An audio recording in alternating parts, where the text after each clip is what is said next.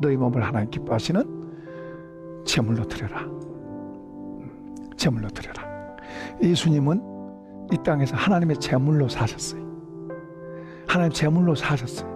삶 자체가 제물이에요.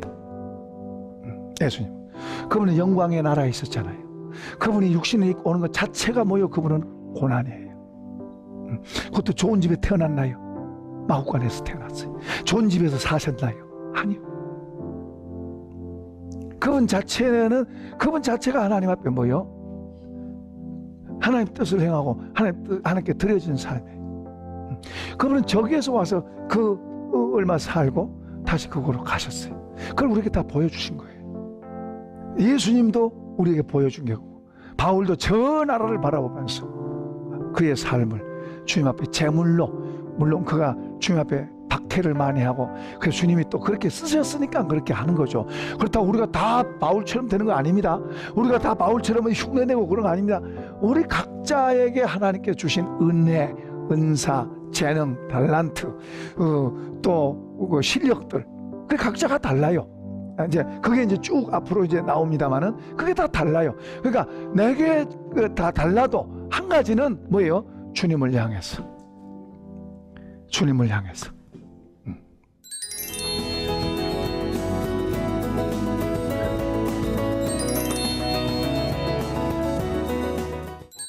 반갑습니다. 오늘 또 하나님 우리와 함께 하시는 좋은 시간들입니다. 자, 우리가 12장까지 왔는데요.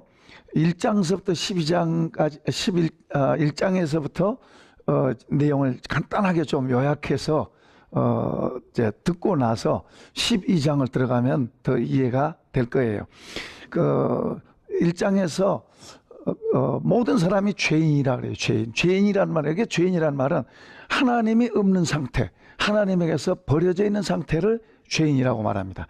그러니까 그 죄인에게 구원의 길, 하나님께 연결될 수 있는 길을 연결해 주는 그 소식을 가리켜서 복음이라, 복된 소식이라, 기쁜 소식이라 그렇게 말하죠. 그런데 이제 이 복음에는 하나님의 의가 들어있다. 우리는 그 의가 없어요. 사람에게는 그 의가 없는데 이 복음 안에 하나님의 의가 들어있다. 사실은 예수 그리스도죠. 이 복음 안에 하나님의 의가 들어있고, 또 이 복음, 구원은 믿음으로 구원받는다는 소식을 이제 전하고 있어요. 그러면서 1장 뒷부분과 2장에 가서는 유대인의 죄에 대해서 말합니다. 유대인들은 자기는 의인이라 그래요. 이방인이 죄인이지 우리는 의인이다, 그렇게 말해요. 그런데 2장에서 유대인의 죄에 대해서 말하고 있습니다. 그 다음에 3장에서는 유대인의 죄, 또 이방인도 죄인, 모든 사람이 다 죄인이다. 그래서 모든 사람이 죄를 범하였음에 하나님의 영광에 도달하지 못한다 하고 선언하고 있는 거예요. 그러니까 모든 사람이 다 죄인이다. 하나님 앞에서는 다 구원받아야 될 필요성을 느낀다. 다시 말하면 예수님이 필요하다. 지금 그런 말이에요.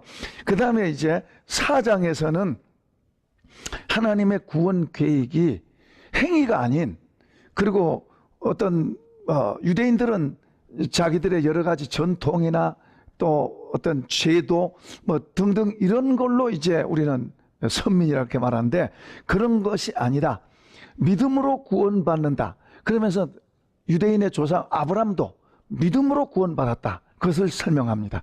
여기서 우리가 그 아브라함이 믿음으로 구원받았다는 거, 그거 굉장히 중요한 거예요.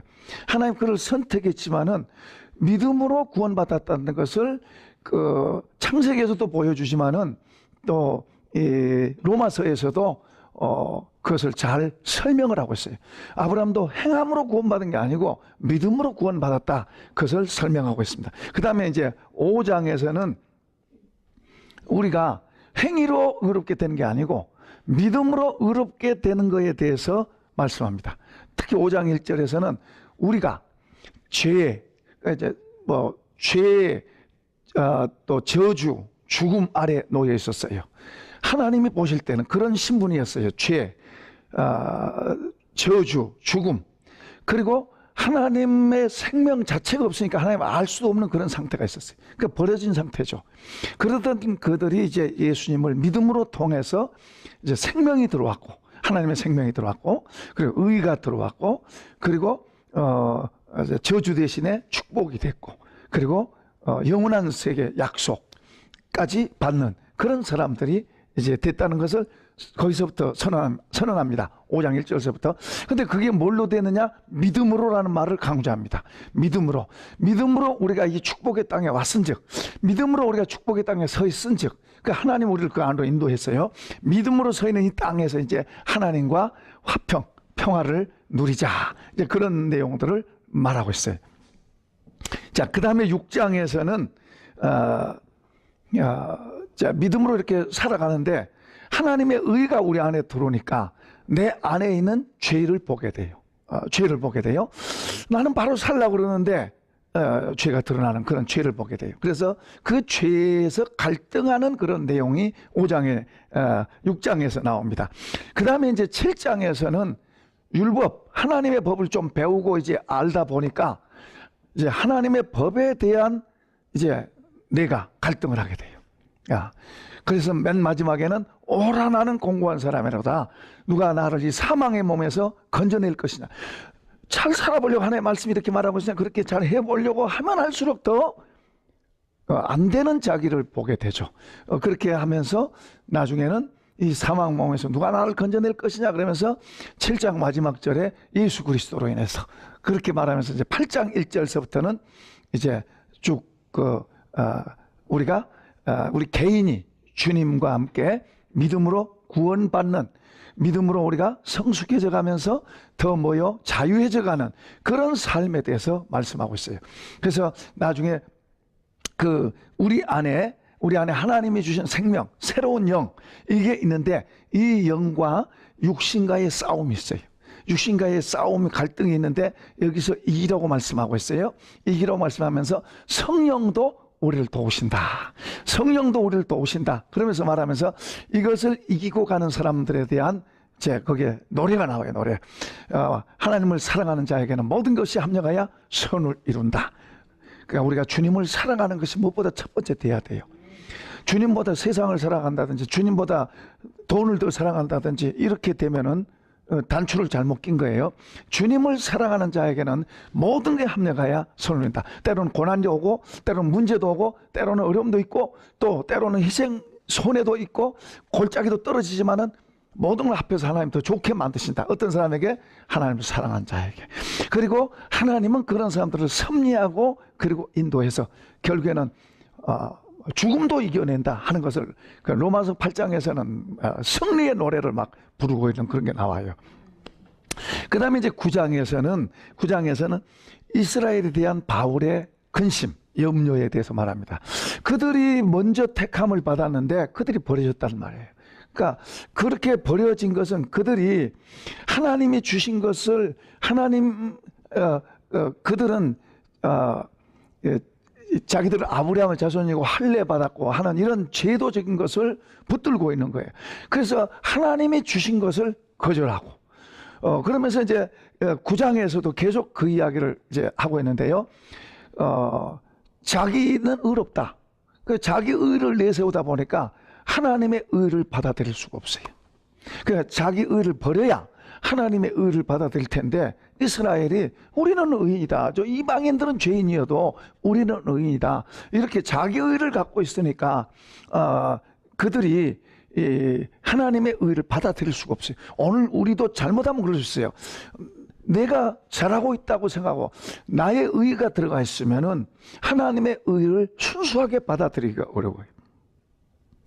우리가 순수하게 나를 내리고 하나님의 의를 받아들이면은 그 의가 우리를 채우고 우리를 이끌어갈 줄로 믿습니다. 그리고 거기에 성령이 역사하시는 거예요. 그러니까 이런 원리를 잘 알고 그 다음에 이제 11장에서는 11장 그러니까 9장, 10장, 11장에서는 이스라엘에 대해서 말하고 있는데요.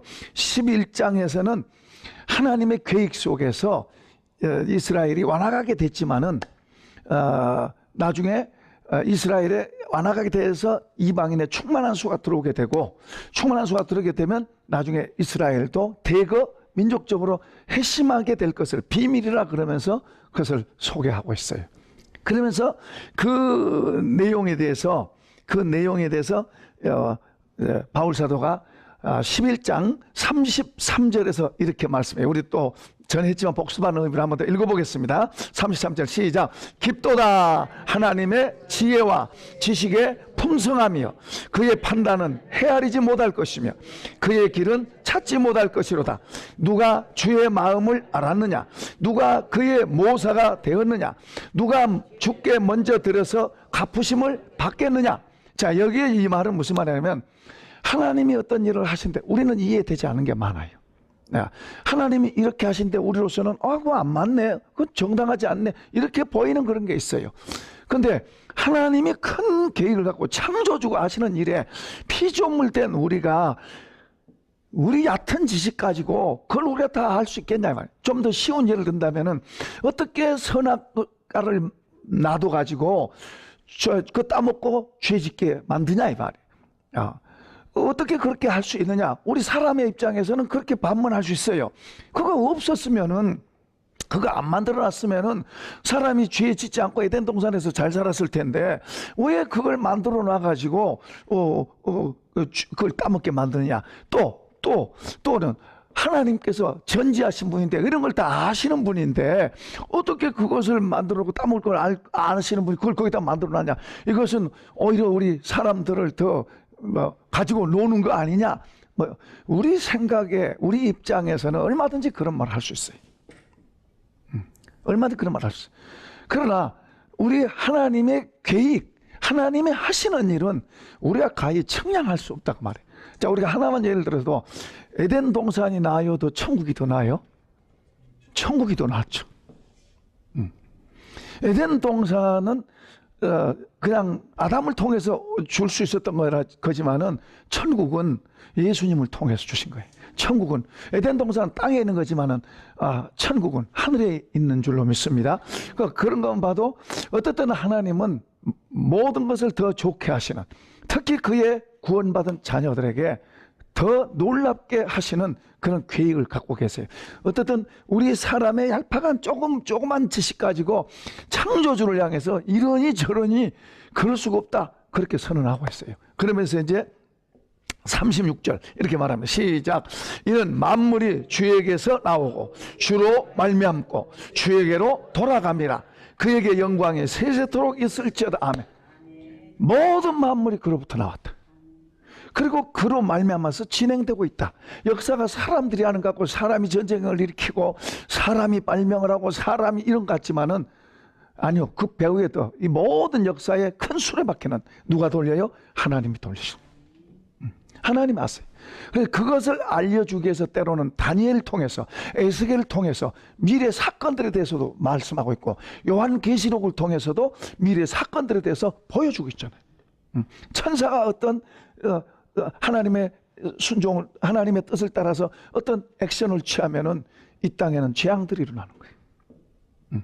그런 걸 보여주잖아요.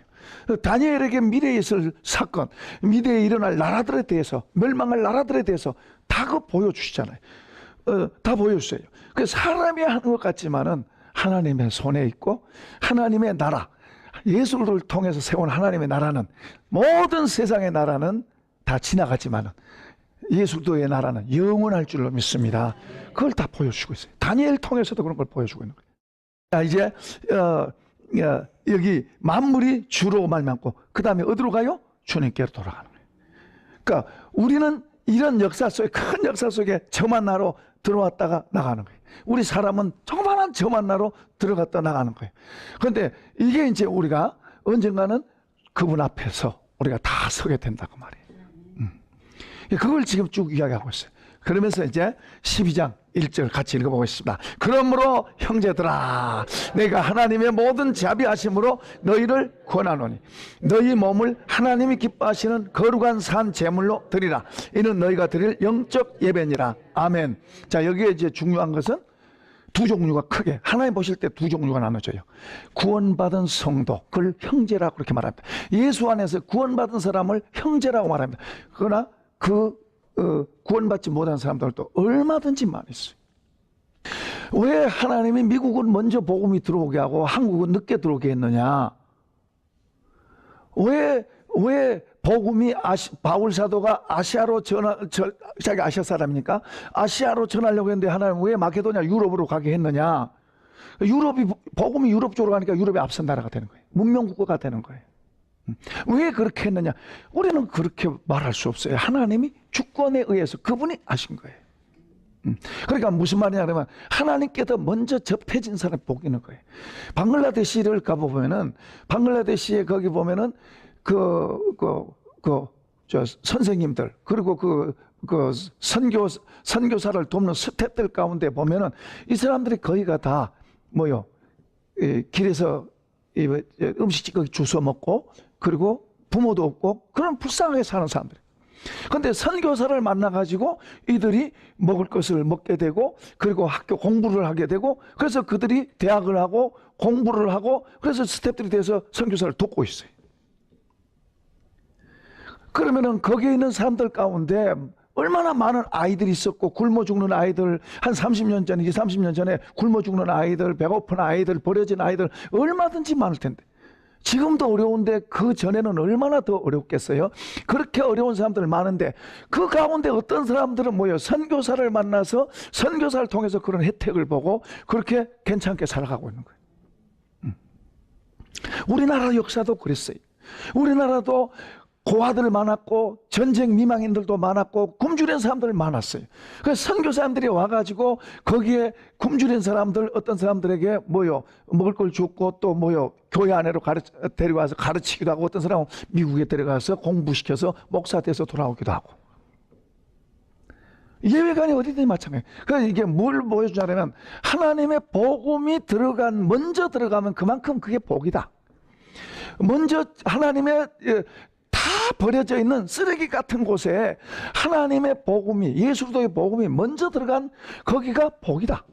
동시에 다 같이 될 수는 없고 아무튼 하나님의 주권에 의해서 먼저 들어간 그곳이 복이다. 복. 선교사들이 갈 때도 자기 임의 들어가는 게 아니죠. 주님이 감동하셔서 주님이 너는 미국으로 가라, 너는 저 한국으로 코리아 조선으로 가라, 저 일본으로 가라.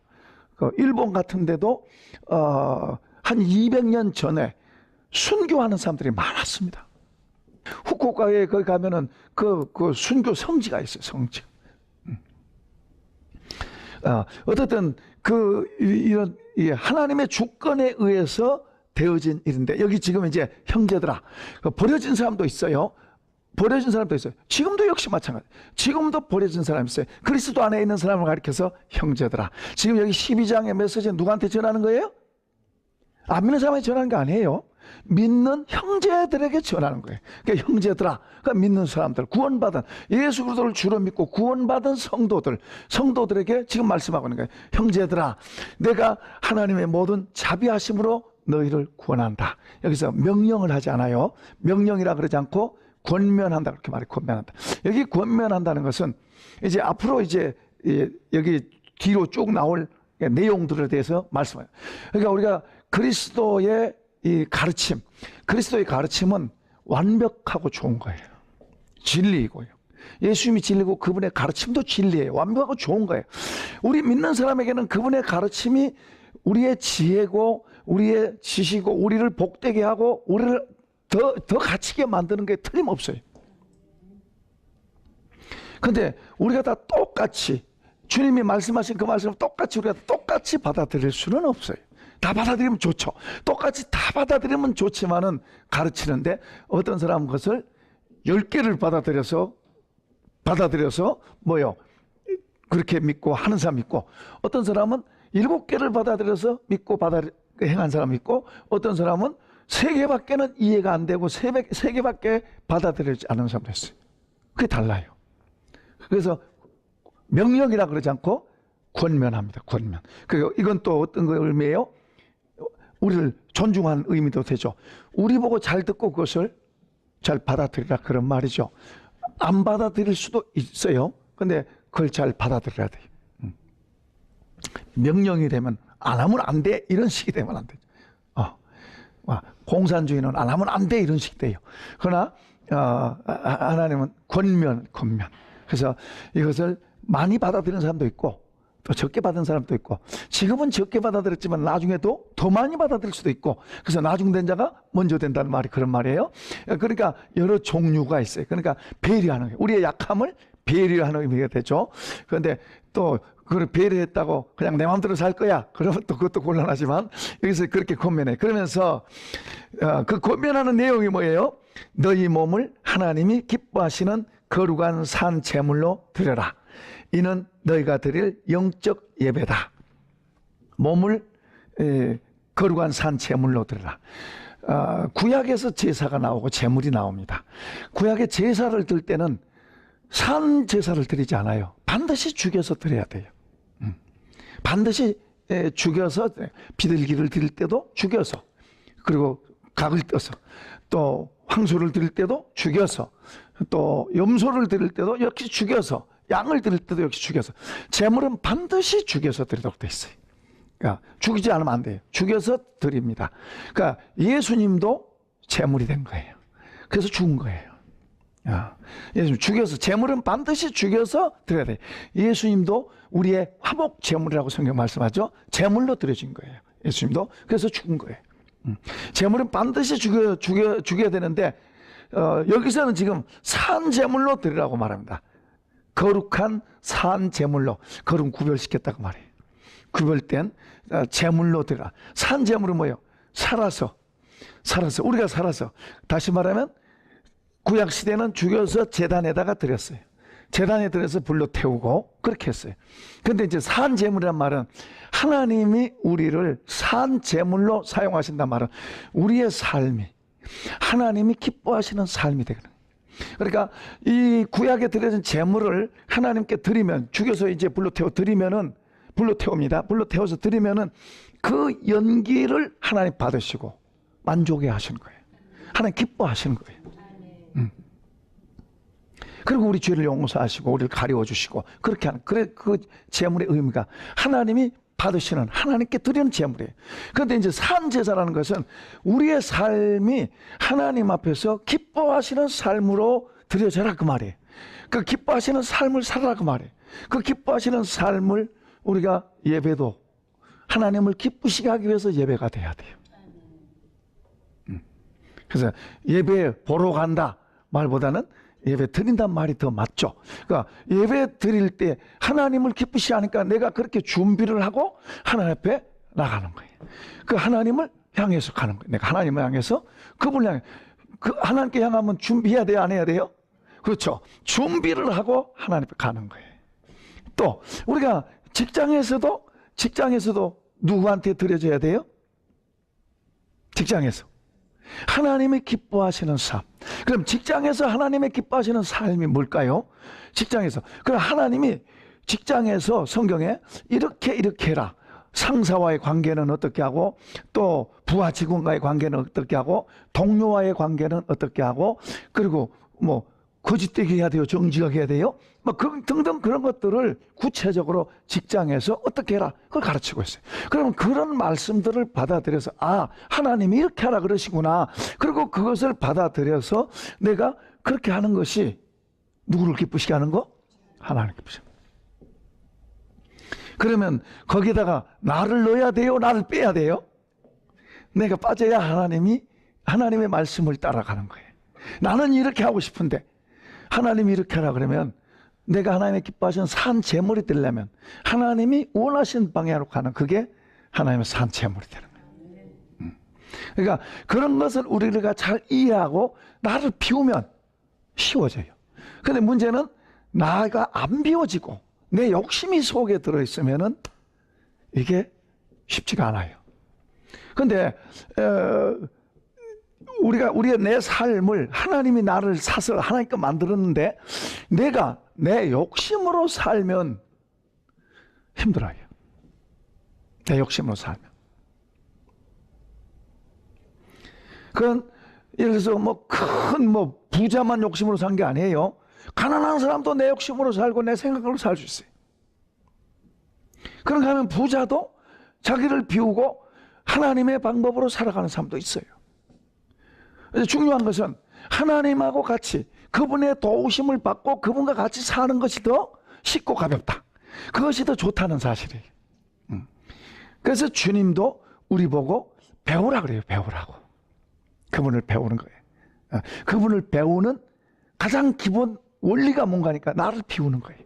나를 중심에다 놓고는 그분을 배울 수가 없어요. 그분이 나보다 뛰어난 분이고 그분이 옳다고 생각하고 나를 비울 때 그분을 받아들이고 배울 수 있지.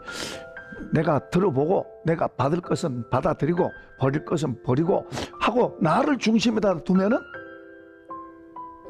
이건 문제가 있을 수 있어요.